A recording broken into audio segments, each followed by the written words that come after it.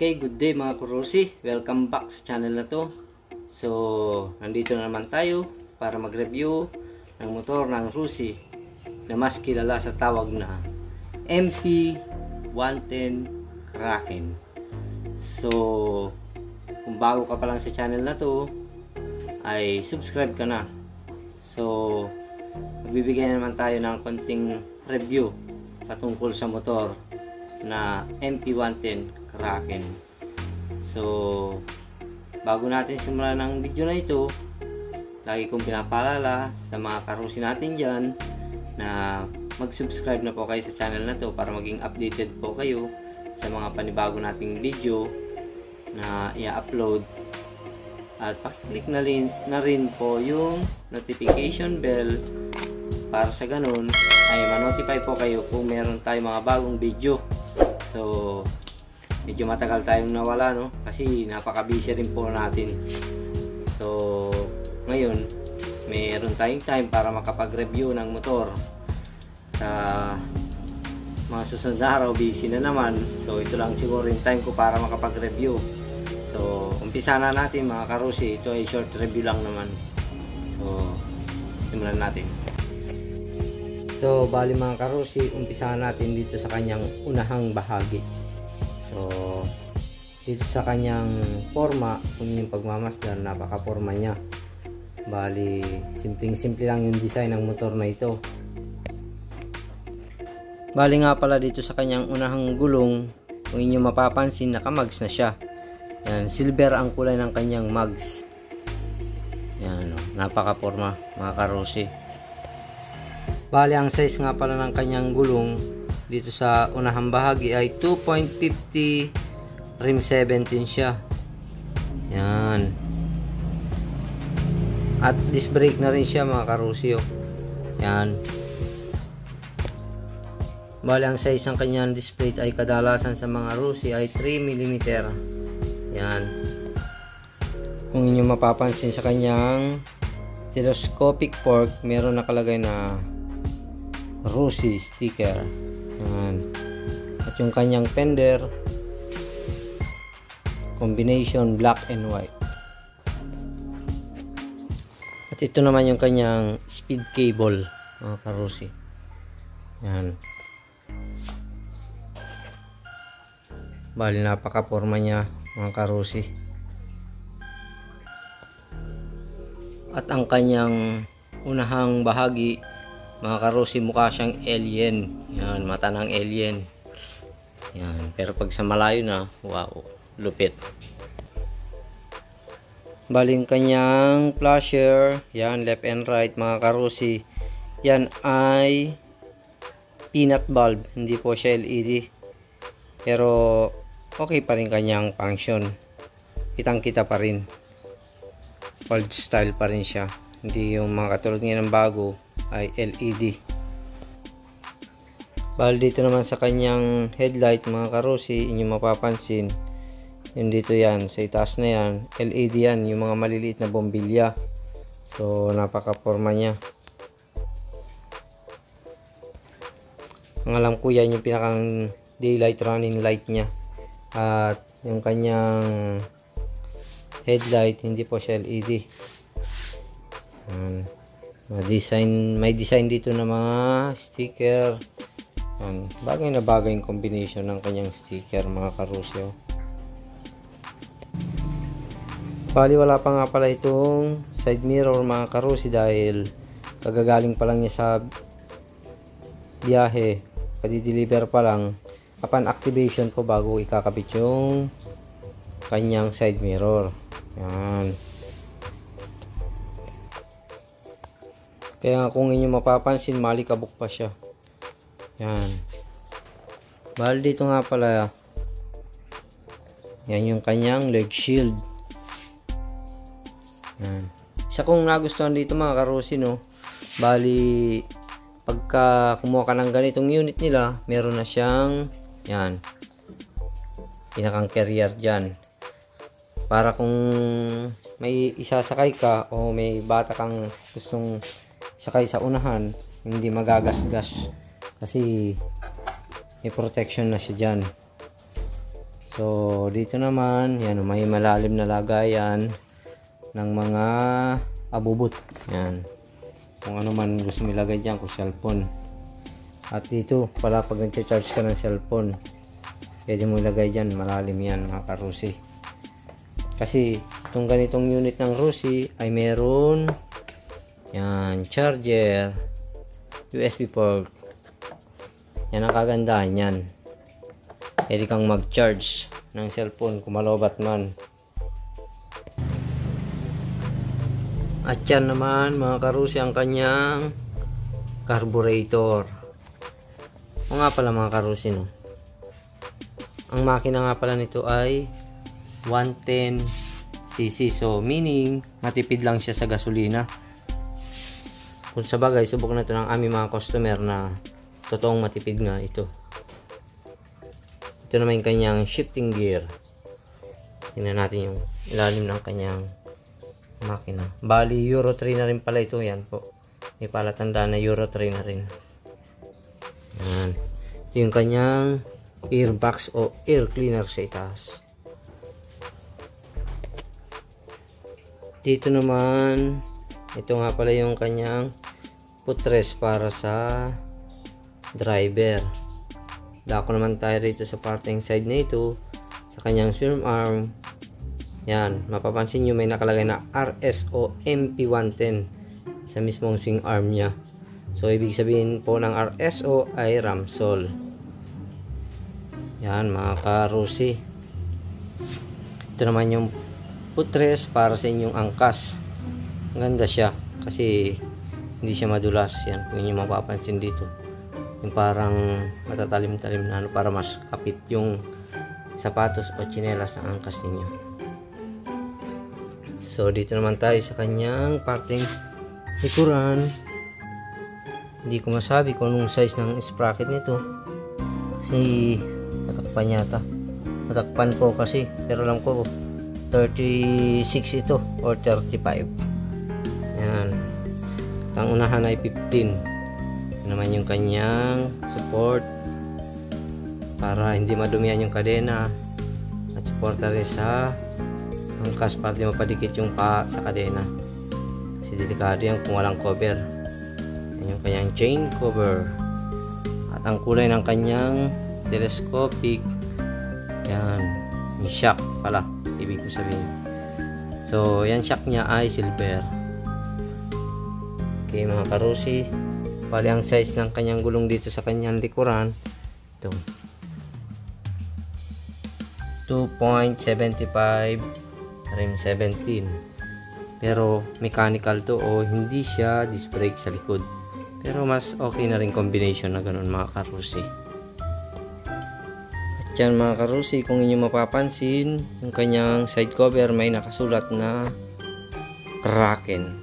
Yan, napaka-forma niya mga karusi, no? Dako naman tayo sa kabilang side niya mga karusi, no?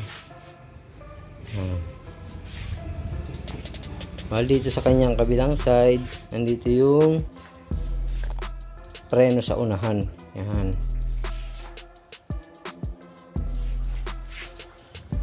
Okay mga karusi, ito yung kanyang kickstarter. At ito yung footrest ng driver at preno sa likuran. Yan yung kanyang makina. So nabanggit ko na nga pala na ang kanyang makina ay 110cc. O ibig sabihin pag 110 ay napakatipid. Okay, siya nga pala mga karusi, no?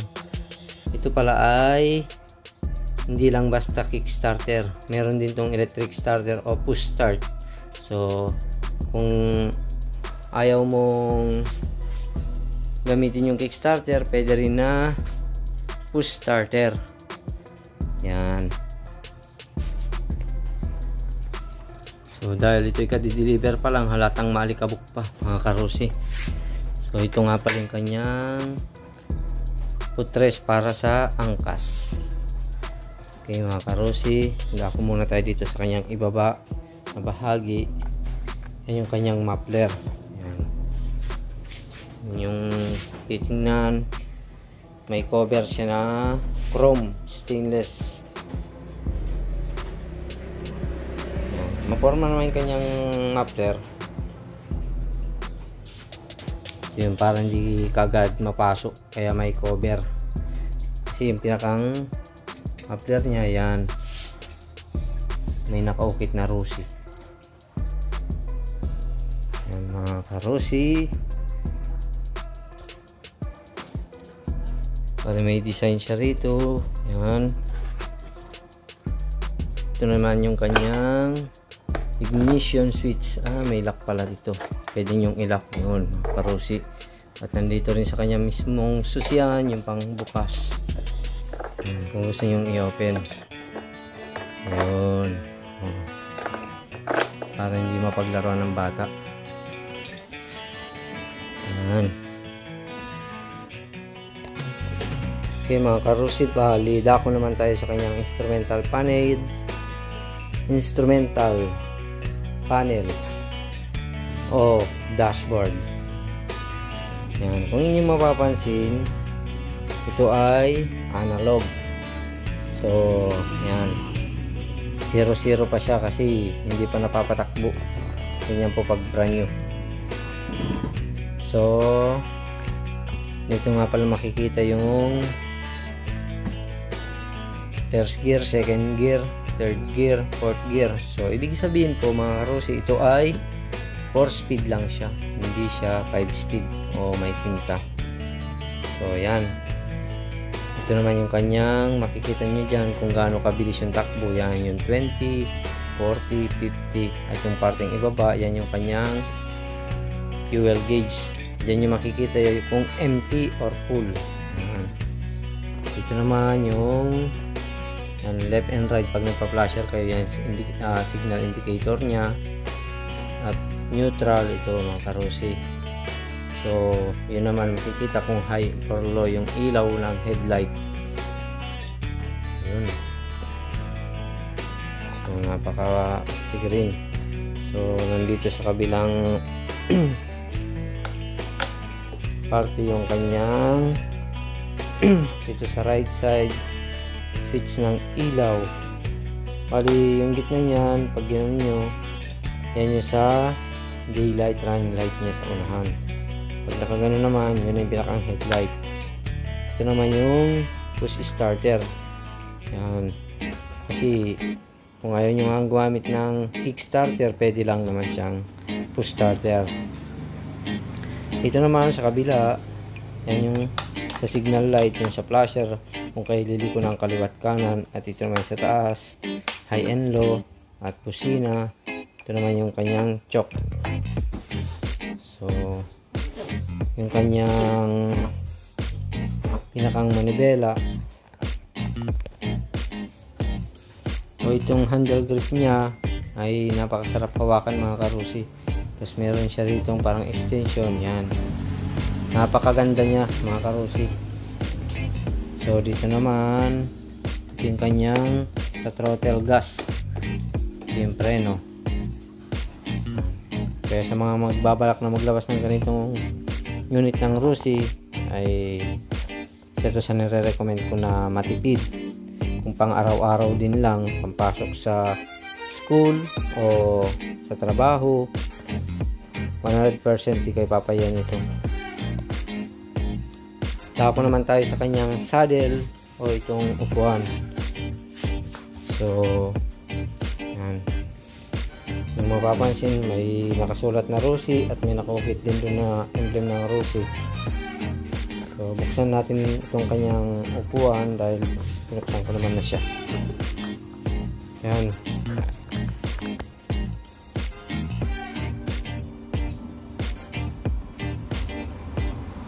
Yan yung kanyang fuel tank. Almost 3 liters siya ang laman nito.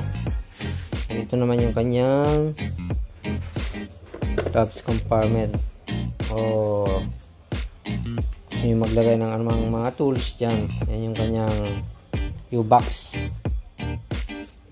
Yung compartment niya dito man sa dito, nandito nakaukit yung inyong chassis number.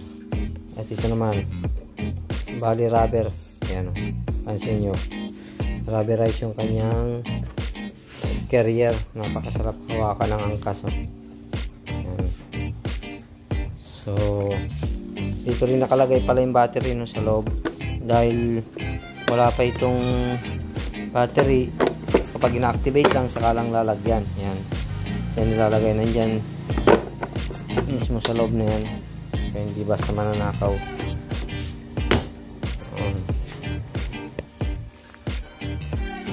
Dako naman tayo sa kanyang likurang bahagi, mga karusi. Yan. Ninyo mapapansin yung kanyang stoplight o tail light. Yan. Hindi po siya LED. Yan. Bulb pa rin yan. Ito yung kanyang function sa left and right. Dito yung kanyang rear fender. Yan. So, siguro hanggang dyan na lang siguro, at na-cover na rin natin lahat siguro. So, ay short review lang naman para magkaroon lang naman ng idea yung gustong mga maglabas ng ganitong unit.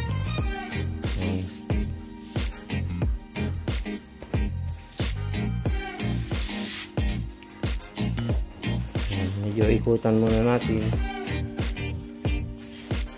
Okay. Siya nga pala, mga karusi, nandito nga pala yung kanyang engine number sa ilalim ng kanyang shifting gear. Yun. Okay, mga karusi, bali dumako naman tayo sa usapang presyo. Kung magkano ba itong motor na ito.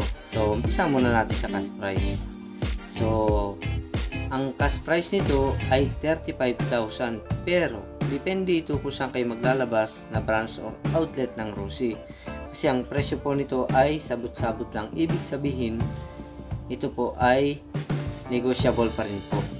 So, kung saan kayo maglalabas, nakadepende na lang po kung ano po yung inyong mapag-usapan na store na pupuntahan nyo. So, ngayon, kung hindi naman natin kunin ito sa cash price, dahil medyo mabigat kung cash price natin kukunin, pwede naman itong kunin sa installment. Pwede nyo siyang kunin ng gusto nyo kung saan kayo makakaluwag, kung 1 year o 2 years, 3 years. So, sa mas mababa tayo magbabase. Ang pinakang down nga pala nito, mga karusi, ay 2,000 lang, 2,000. So, ang inyong monthly installment sa loob ng 36 months ay 1,585 ang kanyang gross monthly. So, kung up to date naman kayo, may rebate po siya na 300. So, malaking 300. Malaki po yung 300 na kabawasan kung kayo'y up to date magulog. So, magiging 1,285 na lang po yung inyong monthly. So, ang laki po, no, na nabawas 300. So, kaya dapat pag nagulog ka talaga, update. So, kung ako sa inyo, dahil itong presyo na ito ay talagang napakamura na. Yung presyo nila kasing mura na, mas pinababa pa. Yun. Kaya, swak na swak talaga sa inyong budget. So, kung ako sa inyo, mga karusi, mag-Rusi ka na. Kasi, sa tagal naman ng Rusi, ay subok na rin po. Yan po ay akin na rin pong napatunayan na ang Rusi ay talagang nasa gumagamit lang yan.